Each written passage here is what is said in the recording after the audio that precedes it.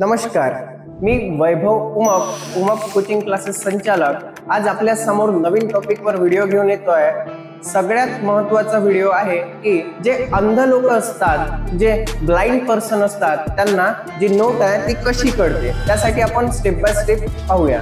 तर सगळ्यात पहिली नोट जी 100 रुपयाची असते, त्या 100 रुपयाच्या नोटीवर डाव्या आणि उजव्या साईडला दोन्ही साईडनी दोन दोन रेषा असते। त्या रेषेवरून आपल्याला कळते की ती नोट किती रुपयाची आहे। 200 रुपयाच्या नोटीबद्दल बोलायचे झाल्यास 200 रुपयाच्या नोटीवर डाव्या साईडला 4 रेषा व उजव्या साईडला 4 रेषा व मध्ये दोन दोन बिंदू असतात, ज्यावरून आपल्याला माहिती पडते की ती नोट 200 रुपयाची आहे। 500 रुपयाच्या नोटीवर बोलायचं झाल्यास 500 रुपयाच्या नोटीवर सुद्धा डाव्या साईडला 5 रेषा व उजव्या साईडला 5 रेषा, अशा त्या 5 रेषेवरून कळते की ही नोट 500 ची आहे। 2000 रुपयाची नोट ही सध्या चलनात नाही, पण त्यावर सुद्धा 7 रेषा या डाव्या साईडला राहायच्या आणि 7 रेषा या उजव्या साईडला राहत होत्या।